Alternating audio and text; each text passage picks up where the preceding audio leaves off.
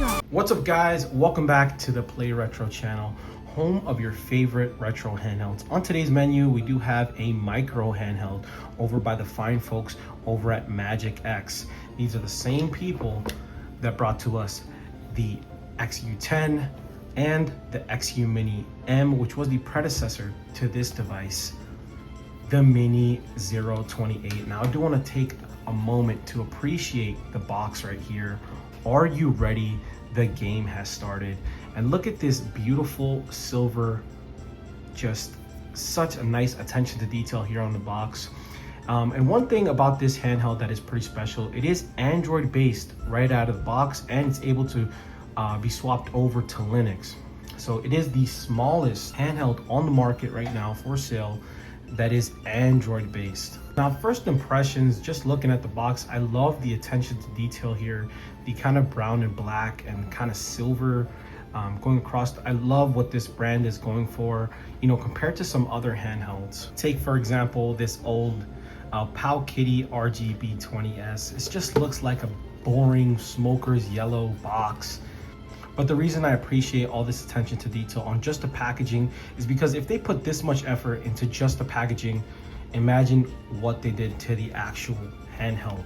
So looking at the box, we do have three colorways here. We have the all black color right here, which you can see. There is also a transparent purple and a transparent blue that's more like a kind of glacier, kind of GBA glacier kind of thing going for that. Over the back, we do have some specs and a close-up of the device. That's a Mini 028, pointing to the screen size, which is 2.8 inches. This does also have the same exact CPU as the TrimUI brick, 2 gigs of DDR RAM, the 2.8-inch IPS screen with a resolution of 640 by 480. It does support Wi-Fi and Bluetooth. It has a large 2900 milliamp hour battery, which is very big compared to handhelds in this subsector. For example, the Miu Mini, which has over here a 2000 milliamp hour battery, which is absolutely tiny. This thing only runs for about 4 hours, and if you really try to push it, only like 3 hours. So that's a huge deal on this thing. If you're looking for a pocketable device, this thing's gonna last. Battery life is rated for 7 to 10 hours depending on what you're playing. It does have dual Hall effect sticks, take that Miu Mini, and it does have dual stereo speakers. Unfortunately, they are downfiring, but they're there. That's pretty cool. And then it just goes over the dimensions. It is a thick boy at 19 millimeters, which is pretty crazy. Getting into the box, I do want to take a moment to appreciate some of the stuff inside, notably this lanyard loop, which can be attached to the device, which comes inside your little charging box, which is awesome. It does also come with a screen protector that you have to apply yourself, but it fits perfectly, which is pretty awesome. And then your standard fare. But moving on, I did want to talk about first impressions. Putting this thing in my hands, I was absolutely blown away by the quality and improvements they made from their predecessor, the XU Mini M. First of all, let's start with these action buttons. So the action buttons here have been rounded. They feel a lot nicer to the touch. They're glossy, so they feel really good. And everything on this device is super quiet. I don't know if you can hear that. Trust me, it's not my camera. It's just dead silent. Every single button, even the shoulder buttons, which are usually a point of failure for this test, quiet, nothing. Joysticks, oh, there's that little noise right there. G button, very low. The loudest buttons on this thing are the R3 and L3, which is crazy. Also, I wanted to make note of the plastic used here. It is a much improvement over the XU Mini M.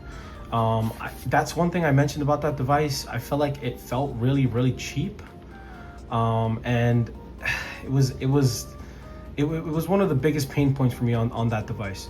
It just didn't feel good in the hands. This one, the plastic here, it's like of a much higher grade, which is a welcome addition. Same thing with D-pad, action buttons, everything feels good. Even the joysticks have been improved. The rubber here feels really good to the touch, and even pointing to this LED light right here, wow, I just really appreciate that. It's a subtle thing, it's a little thing, but you use blue instead of green, looks really good. So here we have a side-by-side comparison of the Mini 028 next to the Mini V4, and as you can see, The screen is much brighter on the Mini 028. The color temperature of the two panels is very different. As we look at the Mini 028, it's a lot more white. Over here, a little bit more green, a little bit more blues.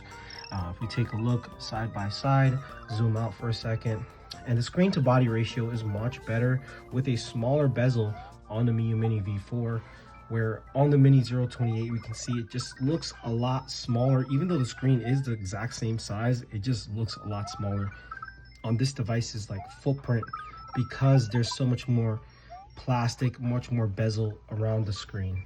But overall, both panels do look very, very good next to each other. Just looking at them side by side, you can see that this is a much more comfortable layout. And I love what they went for here, just kind of like a chocolate bar, kind of compact chocolate bar. They got the inline shoulder buttons with the great layout for the start and select buttons right where they should be. Action buttons and D-pad are nice and positioned well.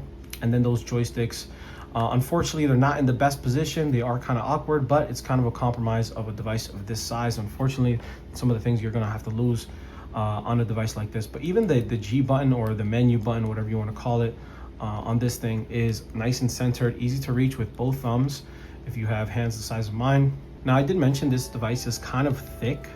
Looking at the side profile of this device, we can see that the joysticks are extremely recessed here, which is a really, really good thing for something like this. They're more recessed than the D-pad even, which is crazy. There's no handheld like this on the market where they're so recessed that they're not going to be a problem whatsoever sliding into your pocket. But it is kind of a chunky boy, so it does feel a little bit heavier than, say, a Miyoo Mini. Looking at side profile, side by side, it is slightly thicker than the Miyoo Mini. But the biggest positive of having a larger size is being able to put a bigger battery in here with a 2,900 milliamp hour battery.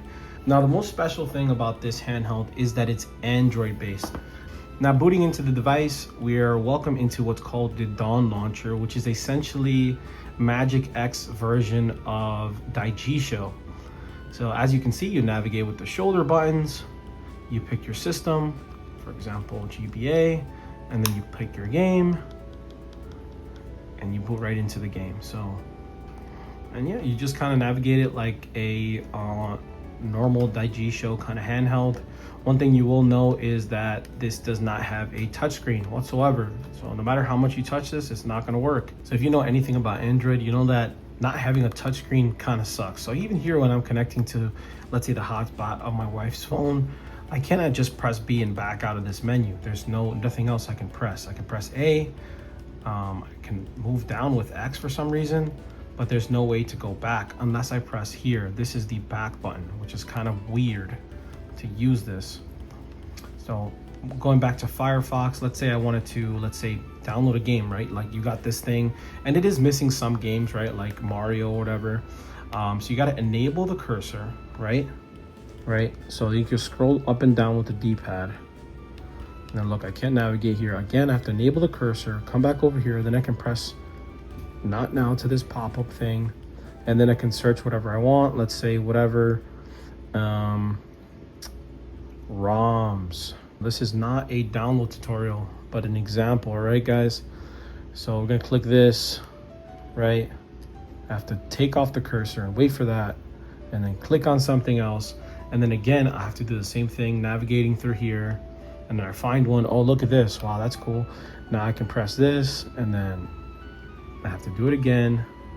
It's just a kind of a mess of, you know, looking for something, and then you have to enable the cursor, turn it off, turn it back on, and then when you're going through the menus or whatever, you have to navigate with this button right here instead of the B button.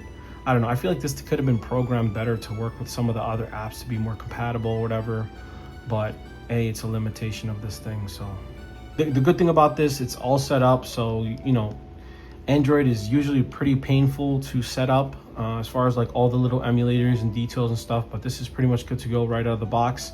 You just have to add some of those missing games, you know, like your Nintendo stuff that's copyrighted and stuff. But everything else, I mean, it's pretty impressive. I will say that one of the biggest benefits of Android is the killer sleep on this thing. The power button's down here, We can press the power button. And I did test this.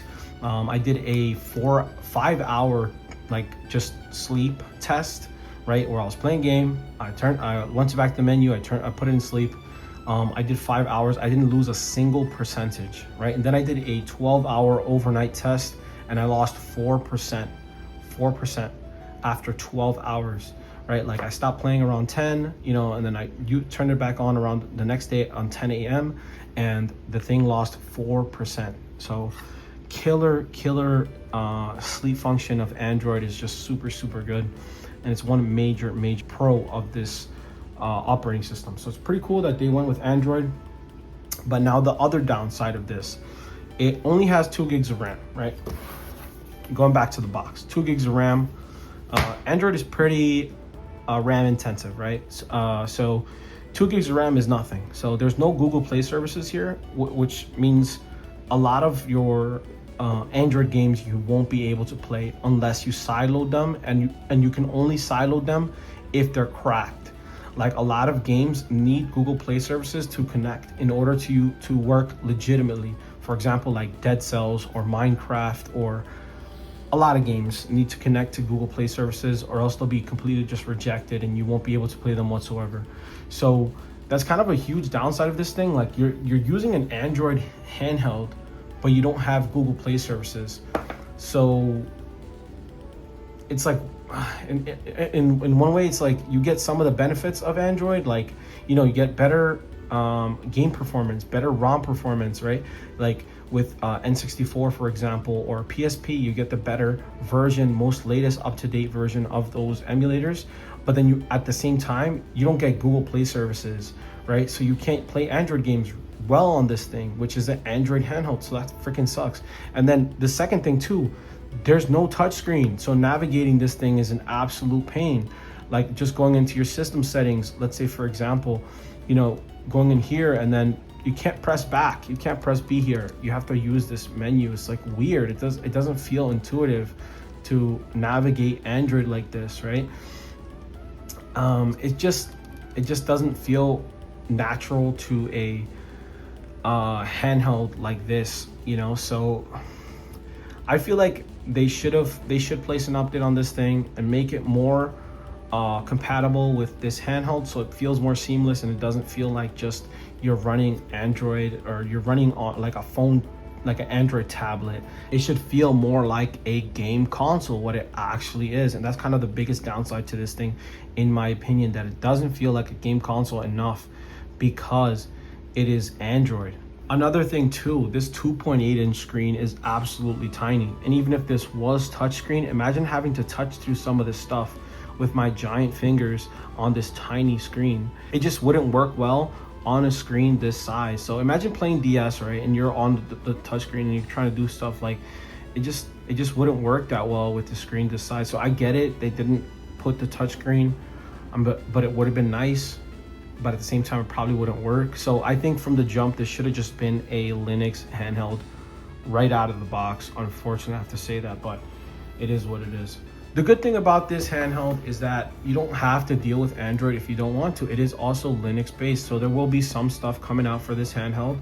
Right now, your only option is MIUI. So if you like MIUI, you like it. If you don't, you don't. But I did want to show you that briefly on the software side of things. Another con of Android, take a look at how long this takes to boot. So with Android, you're not going to be turning this thing on and off. You're going to basically turn it on and leave it in sleep and charge it and then leave it in sleep, because look how long this takes to boot up. It's a very long time. This is just another downside of Android, is like the long boot up time. So it's just like, it's not like Linux handheld like this where it takes 2 seconds to turn on and off. This one is like a good 30 seconds, 45 seconds to a minute to boot up into the Dawn launcher. So that's just another con of Android, but it is what it is. Just something to make note of.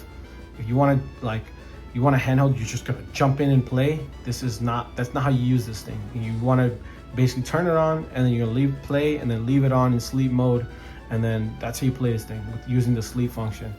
So another thing that I really appreciate, right out of the box, you're getting a Kioxia SD card. See, we don't have to worry about SD card reliability as far as right out of the box. You do have a branded Kioxia card. Although these cards are not the fastest, at the very least, they're kind of Toshiba cards and they're decently reliable. Now, if you're not a fan of Android, you do have the option to go use something called MinUI, which is Linux based. So you do have the option for that on this handheld. Unfortunately, the version of MinUI available to this device as of right now, as of recording this video, is not perfect, not up to par. For example, you have this weird, like kind of like Linux boot up screen that looks like a penguin, which you can't really change it. It just looks kind of odd. And then there's another issue with the charging, where if you plug it in to charge, it will boot the device up. Unlike with the Android system, if you plug it in, it's going to turn on the device and remain on, which is really weird, but it's something you have to deal with, unfortunately, with this device. As far as using the device with MinUI, it feels a lot more natural, a lot more native to what this thing actually is.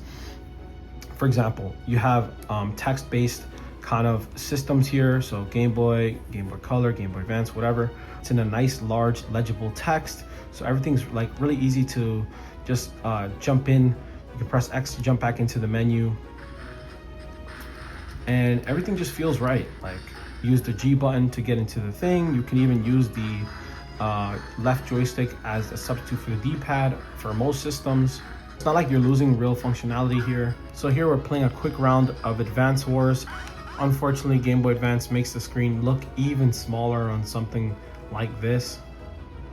But I will say the screen does look pretty crisp, especially with the screen protector applied. It just makes it look even better.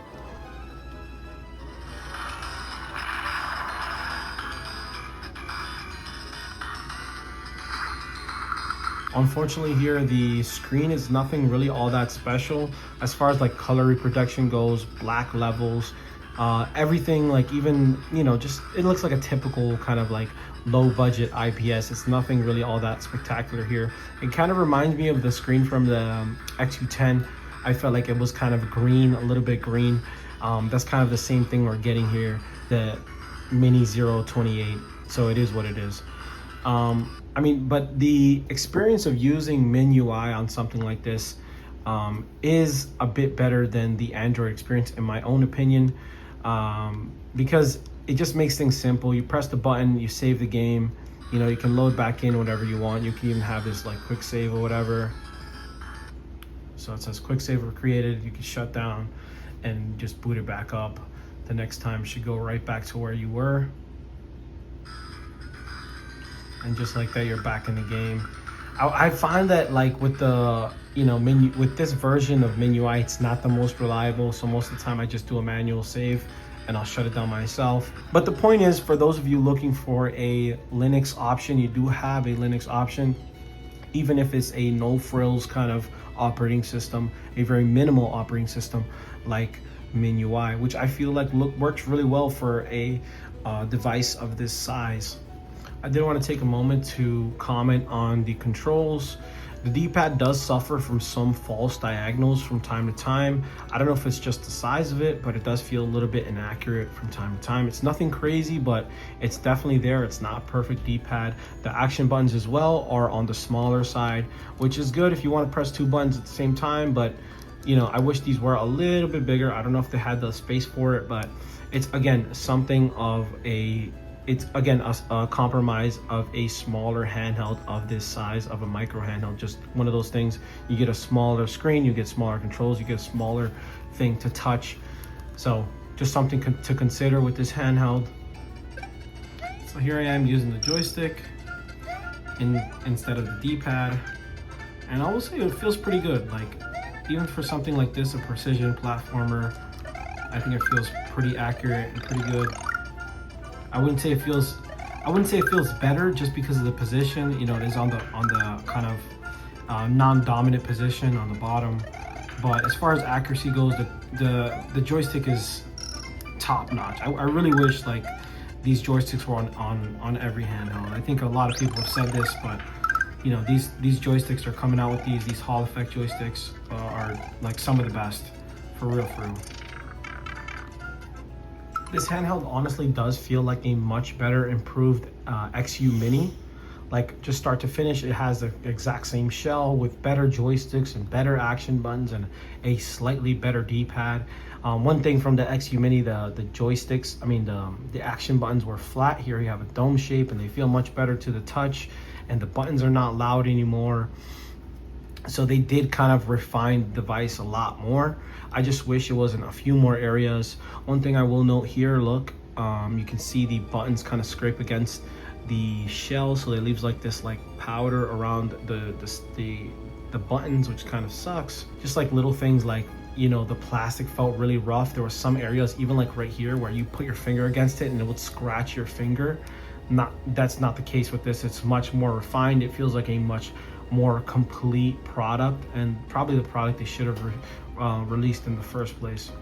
But again, it comes back to the software, because I don't think Android was really the answer for this handheld. Although it's cool, it feels more like a gimmick on something like this when the experience isn't all that great. Okay, so one thing I want to show you is one of the first experiences I had with this device was literally putting the SD card into my computer because I wanted to put some games on it, right? So I go and put this into my laptop. Check this out, guys. Okay, now let's see what happens. Oh Lord have mercy, look at this. My computer is almost going to crash with how many pop-ups I get just from inserting this into my computer. Look at this, hold on. Jesus, look. File Explorer, File Explorer, File Explorer, File Explorer, File Explorer, File Explorer. There's like 20 different pop-ups from all the partitions in this thing. It's absolutely ridiculous. And then you finally come down to the kind of folder that you can actually access, the volume D or whatever, right? So you're looking here like, okay, now let me just load my games. And then, wait, where's the games? And there is none here. You can't access them from the SD card like this. They literally set this up so you cannot set it up. You cannot do this like from your computer. You cannot access it, which is like the dumbest thing I've ever seen. So if you didn't want to use the Android, you'd have to pop another SD card into this side and then format that to work with Android and then set it up separately and redirect and all this crap. But the SD card that is inside the device, you know, that comes with the device, you cannot add games to it like this, the easy way, from like just putting it into your computer. And look at this. Look at all these different partitions here. It is a freaking mess. It is a mess. So that is a huge con to me, just how they set this up, how they expect people to use it. Just ridiculous. And imagine like a normal person that doesn't know about these things. They take this thing, oh, let me just put it in my computer and add some games to it. And then boom, it's like 1,000 pop-ups, 1,000 pop-ups, 1,000 pop-ups. Look at this. Just from a perspective of an end user, like this is bad. I expect a couple pop-ups here and there, maybe 2 or 3, but like 20? Look at this. Come on. Magicx, this is something I feel like you guys need to do better. This should be, you know, they should have just one partition. Everything else, all this crap, this should be hidden, right? So it doesn't give you this pop-up. There's a way to manage this, right? And then you should give access to those ROMs, like make it in a format that you can put it into your computer and access it. I don't understand why that's so hard, but it's a huge negative of the Android. It's terrible. I guess that brings us to, where do I stand with the Mini 028? Can I recommend this handheld? Is this a good micro handheld for you if you are looking for a micro handheld, right? Maybe you're in the market for something like this, something perfectly pocket friendly that you can always carry with you, that can play more than the Miyoo Mini can, right? Like this thing, one of the biggest caveats with it was that it just doesn't have the joystick, so you can't play those 3D systems like N64 and Dreamcast and PlayStation 1, whatever 3D systems, or even just for Game Boy Advance using this instead of the D-pad, right? Where do I stand with this device? After everything I just said, after talking about some of the caveats with it, like the Android system, how I feel it's kind of like a gimmick, how some of the little gripes I have with it, like, you know, maybe the action buttons are a little bit smaller, and You know, the form factor is a little bit chunkier. Where do I stand? I think this is actually probably one of the best, if not the best, micro handheld on the market right now. Despite its cons, right? You know, I think the software, it has a software issue right now, right? Where we have an incomplete version of MIUI, which kind of works, but has its quirks.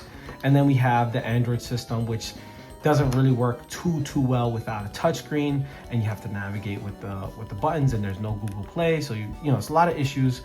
But what it aims to do, it actually does well. Even right out of the box, I was just playing games right on the SD card that was already there, and I was having a blast. Just taking it out of the box and putting it into my hands, it feels good. I love the chocolate bar. It's very comfortable for a smaller handheld. Even the joysticks, even though they're the bottom right position, they feel really good. Super good joysticks. These feel better than even an Odin joystick, which is crazy to say, but they're top tier joysticks on a handheld like this. Is nuts. And then on top of that, it is a perfect pocketable handheld. Like, the form factor is literally perfect for throwing in your pocket and forgetting about it. And then it has the perk of having that bigger battery life than say a Miu Mini. So you're gonna get at least 2 more hours with something like this than something like this, which is a huge plus of this device. Now, it definitely has its flaws, right? I said the screen is not that great. You can even see it on camera. The darks are not that dark.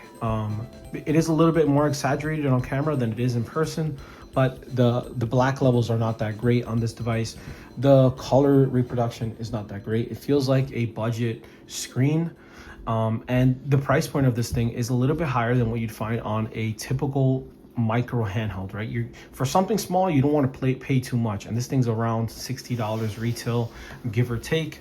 All that being said, what we have here, I think, is still the best we have on the market right now as far as a micro handheld is concerned. And I think this handheld can just get better from here, right? As soon as we have some better software for it, let's say for example, MIUOS, I believe they're working on getting a version of MIUOS working for this, or even a fork of Batocera like Newly running on this thing, or even if we get some, I don't know, some other software support, like Amber Elec or something, it's gonna take this thing to the next level. But right now, as it stands, you have to deal with the kind of janky Android experience, or you have to go your own way and install MIUI, which a lot of people don't like because it doesn't have Wi-Fi and it strips things down and you lose a lot of features, but it works. For those people, you can use this. If you can't deal with that, you're gonna have to deal with the Android system. So if those two things don't work for you, I say don't get this device. If you can live with the Android system, just use the Android system despite its cons and just learn how to use this device. If not, try MIUI and see if you like it. Or the last option would be just to wait for this thing to get some better community support so it can really be a much better, excellent handheld. So yes, I can absolutely recommend this handheld right now. Just kind of take those things I've mentioned into consideration. It does have phenomenal controls for the most part. The joysticks, the action buttons, everything feels really good, feels really quiet. It feels really good in the hands. It's a comfortable device. It has great battery life as well. But just the software has a few kinks that you should make note of. Now, I did want to mention some feedback to Magicx. Where can we improve? First of all, we need to improve this D-pad. The D-pad does have some false diagonals that we need to work on. I don't know what we're gonna do with this, but this definitely needs some work. I'd love to see these action buttons a little bit bigger so they're a little bit more enjoyable to press. They don't feel like, like Tic Tacs. I know it's a micro handheld, but if the Miu A30 can do it, you guys can do it as well. Even the Miu Mini, I think, has slightly bigger buttons than this, which is kind of ridiculous. This thing's like 3 years old at this point. It still has slightly bigger buttons, and it just kind of sucks. I think whatever we put, all the magic we put into these joysticks, I want the same magic applied to the rest of the device. The screen, let's put some magic into the screen, right? The screen, we need a better quality IPS. Even if we have to increase the price a little bit, we need smaller bezels. I was actually measuring this. Okay guys, so I have this micrometer here, and as you can see, this is a true 2.8-inch screen, right? But we have all this bezel right here. So if we put it to edge, we have about 3.2 inches. I was like, why don't we throw this in here, right? We have a 3.1-inch screen. I'm sure we can fit something slightly bigger, even a 3-inch screen, onto this device. I'm looking at this thing like it's gotta be possible, because I feel like there's so much wasted space here. Look, this G button can be relocated somewhere else, maybe on the top or on the side or something, right? And we can use all this real estate here to increase the screen size, but keep it the same size. Look, put a screen like this with a high resolution, right, onto a device like this.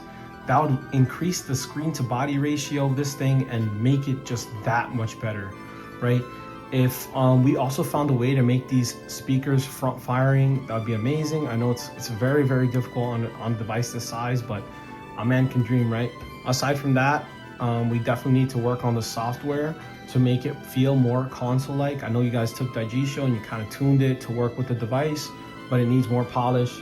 It needs to feel more like a console. It needs a better way to do Android things, you know.